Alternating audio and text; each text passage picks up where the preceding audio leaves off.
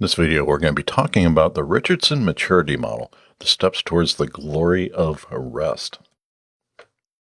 So the Richardson maturity model, or RMM, was established by Leonard Richardson in a 2008 QCon presentation. His model uses a way to describe the maturity of RESTful resources. So back in 2008, REST was still a fairly new concept. As I said previously, unlike SOAP, there is really no formal specification for REST. It has matured. The concepts of REST are largely accepted today. And RMM is used to really describe the quality of a RESTful service. So let's take a look at some of the levels here in RMM. At the bottom, we have level 0. That is the swamp of POCs, and I'll talk about that here in a second. Level 1 is going to be considered resources. Level 2, HTTP verbs. And level 3 is hypermedia controls. That's where we start getting that self-discovery. The core technologies that we are dealing with are URIs, HTTP, and hypermedia. Now level 0, the swamp of POCs, and that's his term for it.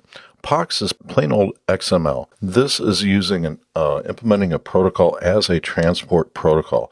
This uses one URI and one kind of method. Examples of this are going to be RPC, SOAP, and XML RPC. And usually they're structured, but they can really be done to do just about anything you want. Next level is going to be resources. So this uses multiple URIs to identify specific resources.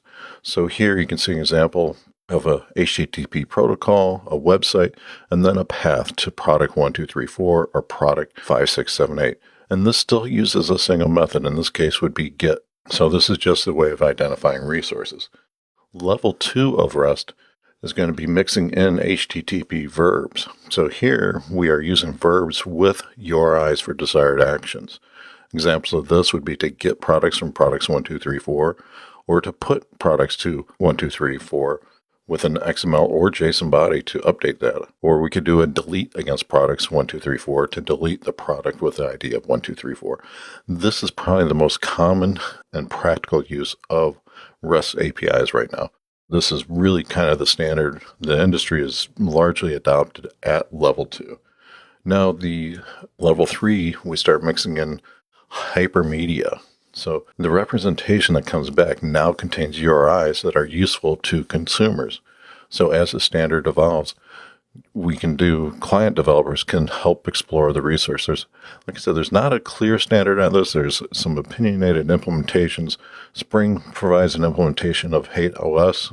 And what this does is in the response objects, you do get links and information about the actions. And now this opens up the doorway to being able to programmatically explore the APIs and allow your clients to have self-discover your API. So this is kind of like where the industry is headed. I don't see a lot of adoption to this yet, but I do expect that we will see more and more of this in actual use. So in summary, level 0 is going to be not what we want to be doing. Level 1, that's where we actually start getting into the REST concept. That is breaking things into distinct URIs. Level 2, that's really where most of the industry is at right now, using verbs to implement actions against the resources.